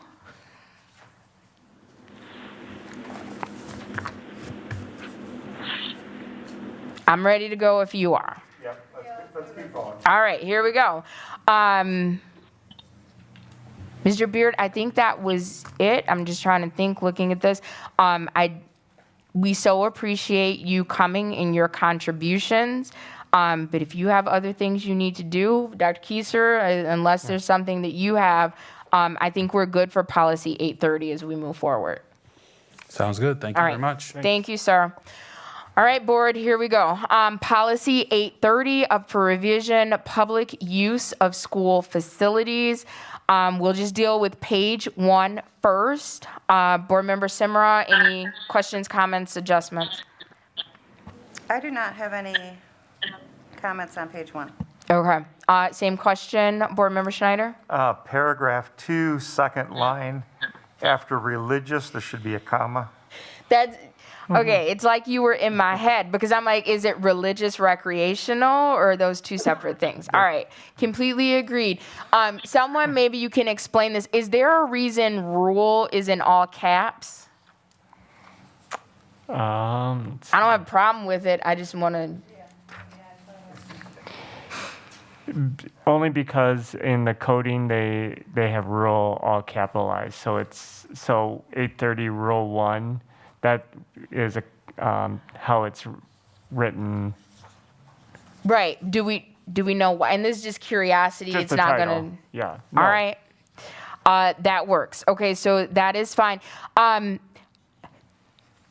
do we feel about listing out under level 3 the examples? For example, E, faith organization, Blameless Ministries. I have no idea who that organization is. I'm sure that they're lovely, but I don't want faith organizations to feel left, like denominations, etc. Are we comfortable with just leaving it as faith organizations? And I think everyone has a clear understanding of what a faith organization is. Yes, and All right. I would say for local service organizations. That's where I was going. Yeah. So can we take out, although I'm okay, so recognize civic youth groups including, so do we want examples for none of them for? I'd say we consistent. Okay. Ms. Dooley, could you just remove the examples, and if people have questions, they can reach out and get clarification. Board members, do you have any objections to that? No. Okay. All right.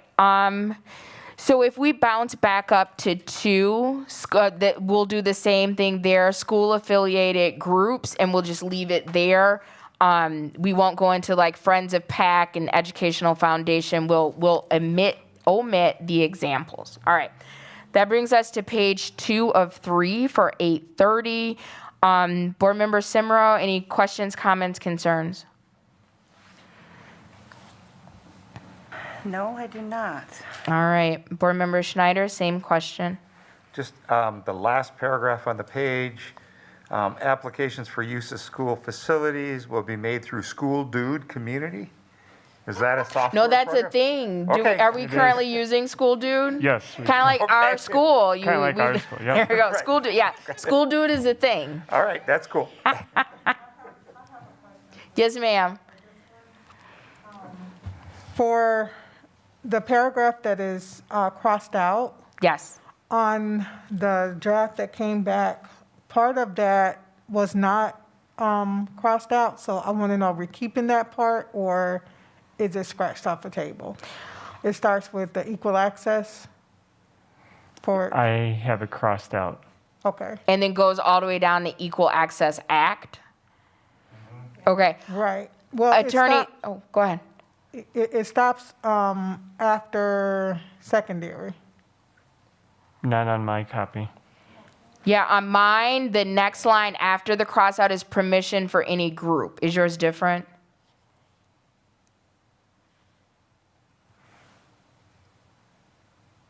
Because you're using what's being projected, right?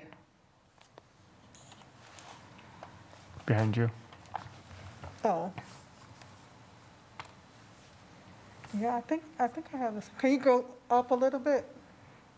Oh, I'm sorry. I thought you were projecting it, Ms. Dooley. Oh, okay.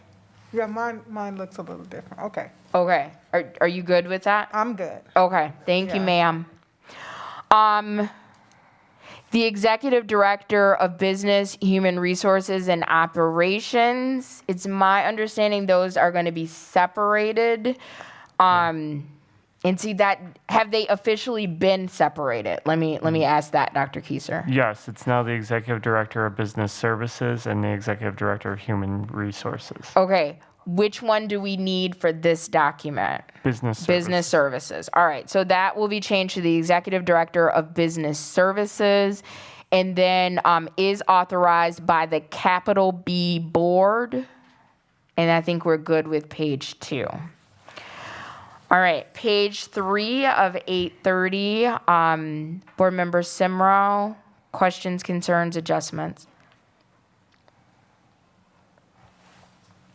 No, I don't think so. Okay, thank you, ma'am. Board Member Schneider, same question. No, it's fine. All right, the only thing I had were just like grammatical things. So the capital B Board directs the capital A administration. If we go down to the end of the second line, the capital B Board reserves the right. And then if we go kind of between the green letterings where it says rules/regulations or board policies, capital B. All right, so last call for anything on policy 830. All right, we're moving on to Rule 1. Ms. Simra, page 1. Let's see here. Under A1, the board and executive director of. Yep, That's what I got for this page. okay. So Ms. Dooley, if you could omit of director, then I think we'll be good with executive director of business services reserves the right. Board Member Schneider, anything for page 1? Nothing else. Okay. What I have is in A3, no subleasing concession shall be allowed except as specified in the facilities use permit. Can we, well, my question, where is the facilities use permit housed, that physical document? Because I want to make sure that we reference it at the end of this policy, like where people can find that. Because we outsource to Airmark holds, is the physical holder of that permit. Okay, so can we direct people who to contact at Aramark to get that facilities use permit? If we did the Director of Food Service, she Okay. can get that. So no subleasing or concession shall be allowed except specified on the facilities use permit, which can be obtained by contacting the Director of Food Service. Is that the correct title? Yes. Okay. All right, and 4, the sponsoring organization shall be responsible. If you jump down, that is required by city regulations or the superintendent of schools. Do we have a link to those city regulations that apply? And if yes, can we get those cross-referenced in this document? I do not know if we have the direct link, but I will work on that. Okay, thank you, sir. Under 5, this is very specific. School pianos and other properties shall not be, can we just say moved? Moved to the place of the meeting. I'm very literal and I'm visual, so that was fun reading that for me. And do we want to make it more broad? Can we just say school property shall not be moved without permission of proper school officials? Say that one again. I'm Yeah, sorry. number 5 is just very specific about moving pianos to the meeting Oh, yes. location. So if everyone is okay with Yes. saying school property shall not be moved without permission of proper school officials, I would feel more comfortable if that was more broad. Yes. Everyone okay? My concern Yes. might be that they might take that, okay, I can't move the property, so I can't rearrange the desks for our meeting and then put it back afterwards. I can understand, pianos, definitely you don't want to do that. How about school property other than tables, chairs, or if there's a category like of other than blank, so they know, like it's fine to move the tables, it's fine to move the chairs, but don't start moving on our televisions or our pianos. Who has a verbiage recommendation that would get to the sentiment of what we want that to say?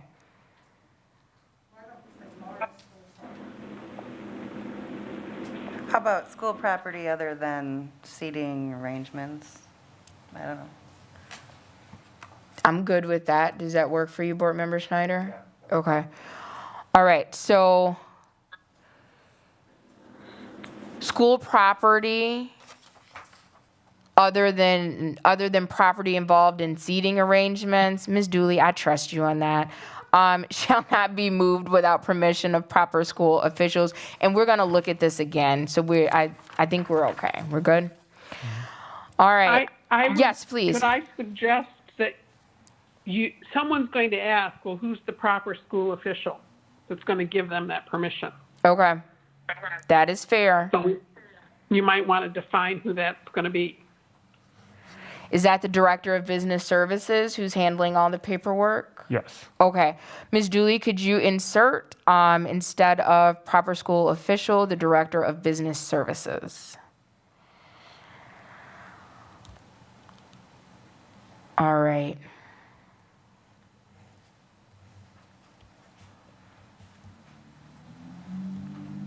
Okay, so the request for arrangement for rehearsal and for the use of special equipment shall be made through the building principal at least 2 days prior to use. Is that included in the facilities use permit? And if yes, I feel like I read that needs to be in like 5 days before. And what I want to avoid is once you submit, and I don't know how frequently this happens, those last minute callbacks that we're expecting our building principals with all they have going on to manage this. And should it be the building principal or should that be the Director of Business Services or their designee? I'm fine increasing it to at least 5 days prior to use. That more times always appreciated. Okay.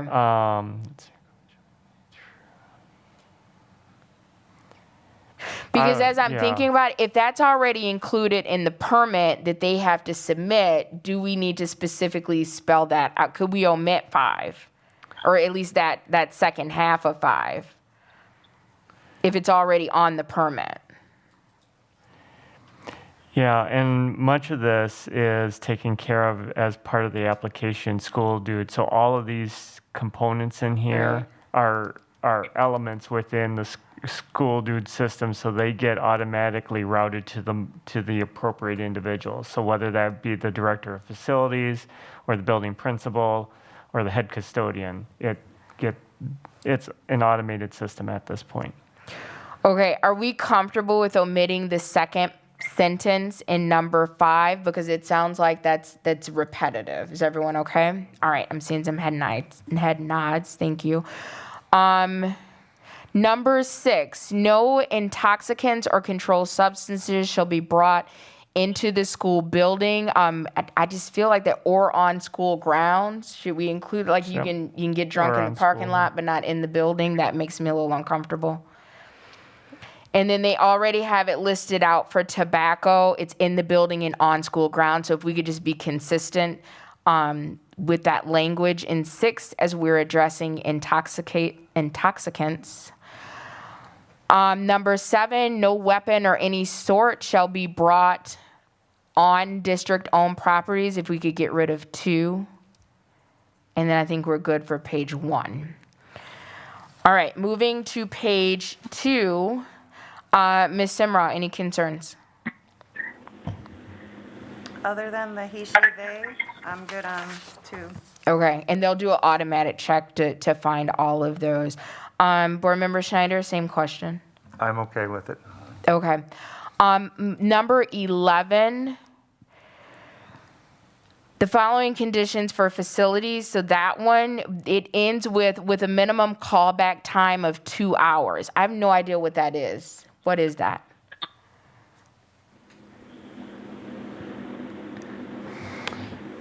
Let's see here. So when you're talking about okay, so the following option, no. conditions for facilities use shall apply. A custodian or authorized district employee shall be on duty whenever an activity is scheduled outside of normal school hours. That makes perfect sense Yep. to me. What I don't get is with a minimum callback time of 2 hours. So is that like you need to pay that person a 2-hour minimum? Is that what the callback time is? And everyone but me universally understands that? No, I think you're interpreting it correctly. That if it gets canceled, and they're there, there's a 2-hour window in which you're going to be liable for. Okay. So. All right, as long as that is understood by everyone, we can keep that just as it is. Could I make a Please. suggestion? Just, it's not substantive, but do you really need the opening phrase, the following conditions for facility use shall apply? I mean, isn't it true that all of the things we're talking about shall apply? True. So Well, you- Attorney Love. All right. No, we will begin 11 with a custodian or authorized district employee. Everyone okay with that? Yes. Perfect. Look at us. All right. 13, help me with it. When schools are in session, an emergency shelter is needed. The Red Cross will be granted use of the school's facilities after all other Red Cross approved sites are used. A school in session will be the last alternative approved site to be used. So let's say school is in session at Beloit Memorial. Correct. And we got a bad thing happening in the city, and Red Cross they're all out of space. They're moving into Beloit Memorial while school is going on? Or am I not reading this correctly? It would be yes. It would be their last choice, and so by having that, it's explicit that anyone who is following this will know that we're the bottom of the. But you're still a stop on the train. You're the last stop on the train, but you're a stop on the train. So I want us to just be eyes wide open. Right. This will probably never happen. Correct. Comma. School could be going on at Beloit Memorial, at Todd, at wherever else in the district. Thank you for smiling, Attorney Love. And we could also have community members sheltering there while school is happening. Are we okay with that? And if yes, do we need to set up, is there a separate document that says, okay, if this happens, push this button, follow this plan? If that happens, we're getting the red binder out, and which is our emergency management manual. Okay, is there a document that if this happens, we say reference this document because it's going to give you all the details about how to make this work? Like people are isolated in the gym or in the whatever.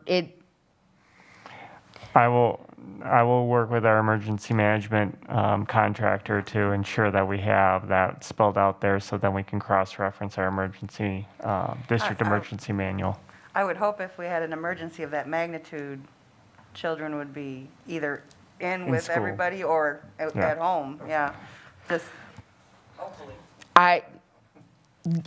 Attorney Love, if we are in session and there is an emergency where members of the community need to be sheltered at our school buildings and our students are still on the premises, are there legal obligations, liabilities, et cetera, that we need to be mindful of? You don't have to have all those answers today, and we might hold on to this just so I just like that the way my brain works is I think forward and I reason back, and I don't want us to find ourselves and it's like, well, hey, silly people, it's in policy, why didn't you think about that, without us thinking about it. Yeah, if you would let me think about it. And, Yes, ma'am. And I'll talk to Dr. Keyser, and maybe we'll need to look at that emergency management handbook to Okay. make sure that all bases are covered. Perfect. That would make me feel much more comfortable. I appreciate that. When we go to 19, use of the kitchen and food service equipment are prohibited unless specifically authorized pursuant to the application. I highlighted that, but I think I'm okay because I think it comes up later and we can better address it there. 20, just out of curiosity, I completely get service animals, but what district-sponsored events are we bringing animals to? Because I can't think of the name or the number of the policy, but I know we have a policy against it except for service animals. So do we need that there in number 20? Well, Yes. actually, at Gaston, they had they brought in a dog to be, the kids read to the dog. It was really cool. Joe the bulldog. I don't know that he's considered a service animal, but he came in and the kids got to read to him, and it was really pretty awesome. I love that. Now I'm going to be the jerk. Okay, so here is my concern. What about the kiddo in the classroom that's terrified of dogs? There were permission slips, and anyone who didn't feel comfortable, you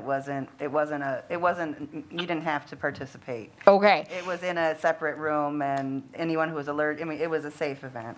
Okay, I appreciate that context. Just to make sure that our policies are congruent with each other, can we pull the policy that references pets in buildings, et cetera, and compare that to number 19 on here? I just don't want to say one thing in one policy and then you read the next policy and it undoes it, not undoes. All right, so if we could make a note to pull the pet specific policy and be mindful of that when we're reviewing 19 of this policy or 20 of this policy, that would be helpful.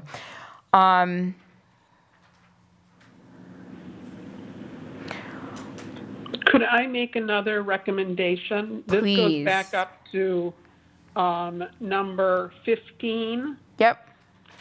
And it says, a reasonable charge shall be assessed for any misuse or damage of school property. Mm-hmm. My suggestion would be that you're more specific, and a reasonable charge as determined by the board or by the superintendent or by the business manager, that somebody's going to make that determination, and you want to specify that it's going to be the district's determination, not that you don't want people challenging what's reasonable. So you want to incorporate who determines reasonable into number 15. Thank you for catching that, Attorney Love. Dr. Keyser, I know that we have a policy that talks about teachers who their personal property is damaged in the course of doing their job. Someone already does that. is that the director of business services that makes that determination? Yep, the executive All right. director of business. So we Services. just want to be consistent with that. So Ms. Dooley, could you specify the director of business services for number 15 will determine the reasonable charge that shall be assessed? Thank you so much. All right, when we look at G, which I think we're on page 3, back to the Red Cross Emergency Shelter. It says number 12, but that's actually referenced in number 13. So if we could change that from 12 to 13, please.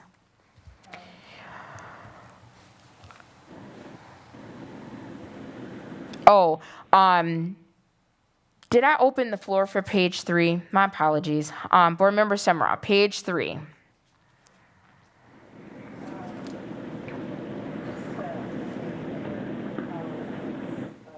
Set up with the 3 groups, maybe we could number them or put them together.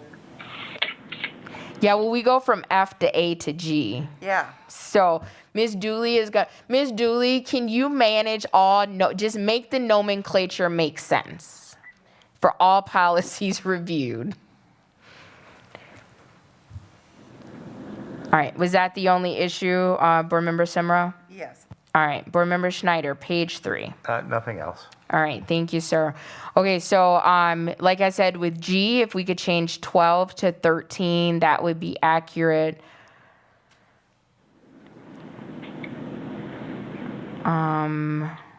Okay, for 2, under rental basis, 2B, if the sponsoring group charges a fee or generates revenue, the rental fee shall be 4 times the fee listed in the schedule. So my first question is, where is the schedule? Because we have the insurance liability under there, but I don't see a schedule for rental fees. That isn't in policy. In fact, the rules are recommended to be taken out and put as administrative regs if the committee so chooses.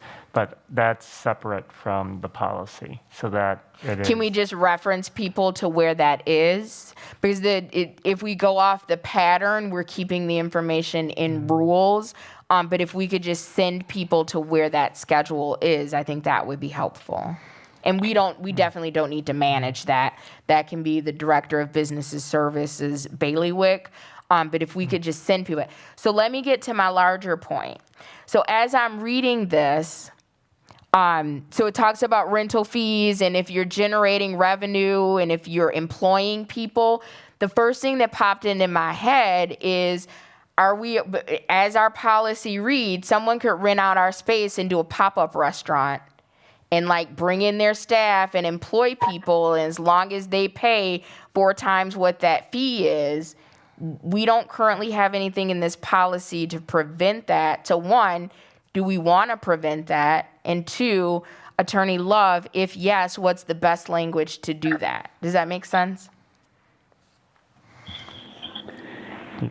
Yeah, so what you're proposing is that you're asking whether, rather than say it's 4 times the fee, you want to tie it to the revenue that they generate? Well, 1, I don't know if we want that to happen because, okay, if we read B, it says if a sponsoring group charges a fee or generates revenue. So let's say I want to start a pop-up restaurant at Hackett. This doesn't preclude me from doing that. And then I don't have it right in front of me. They're talking if you hire a staff, so the way our policy language is, I can start a pop-up restaurant in one of our schools, generate revenues, and the only thing I need to do is pay 4 times the amount of what's listed on that schedule. Yeah. Do we want people to have, and of course it has to be approved. Correct. But do we want people to have the ability to do that? So more likely than not, what it is they use our facilities, say youth wrestling, regional youth wrestling. they'll charge admissions and so on, and so they're generating revenue. So we're charging them more because the expectation is that there's going to be more traffic at that point, unless they have the food service and stuff like that within our facilities permit. There would be some limiting around that piece, but dances, someone rent out our gym for a model train swap or something like that could be considered revenue generating, and so that's really what that would be. I think it's okay. I think there's limits to some more extreme ones, and we also reserve the right to say no. So if we jump ahead to the next one, it talks about renting the food trucks and providing workers' compensation insurance for like employing workers. Yep. So that's where my mind went. But then they're employing our staff for that, and we're charging them for that on top of that because they're using our contracted staff. And maybe this is a good point to kind of pause with it, but it says they can use our staff, but they don't have to. So let's do this. I think we've done a lot of great work. Jump in if I'm reading the room wrong. It seems like we gotta wait and get more information for 8:30 Rule 1 anyway. Is everyone comfortable with pausing, and we'll bring back 8:30 with Rules 1 and Rule 2? But Dr. Kieser and Attorney Love, could you spend some time, because you're going to be looking at 8:30 Rule 1 anyway, and look at that Rule 2, because the way it's currently worded, it says that they can use our staff, but it doesn't prohibit them. You just have to have, for example, your application shall include the name of a certified number of the Wisconsin food manager. So anyone that has that certification, you can employ them along with the staff. You can rent out the truck. You just have to provide like workman's comp. And I get we can deny any application, but the way it's worded here, I don't want us to be misleading and then people apply for things and then we deny them when we didn't preclude it in our document. That's my only concern. Okay. All right. Board members, did I misread the room? Are we good? We're good. All right. So we will, thank you, Ms. Dooley, so much for capturing all of those notes for us. To recap, we passed Policy 187. We've sent that on to the full board with a recommendation to waive first reading because this is a policy that has recently been before the board. For Policy 377, Rules 1 and 2, we're going to get more information. Dr. Kieser and his team are also going to come back with Policy 377, Rule 3 that will encompass our intermediate schools because we did agree to make the change that 377 will just be for high school athletics and activities. And then we're going to gather some more information on policies 130 and Rules 1 and 2 of that policy. Anything that I missed? I think we're good. All right, perfect. Thank you, everyone. I know this was a lot, and we had meetings last night, so I appreciate your effort. Attorney Love, it is always a pleasure to see you. You always bring great commentary and advice to our discussion, so I am grateful. I am going to, while I am talking, move my calendar off of May and put it into March. Our next meeting will be Wednesday, March 2nd at 5:30 in this room. Feel free to come down and join us. Anything else before I entertain a motion to adjourn? All right, would anyone like to make a motion to adjourn? So moved. All right, Second. we have a motion and a second to adjourn. Is there any discussion? Hearing none, all in favor, please say aye. Aye. Aye.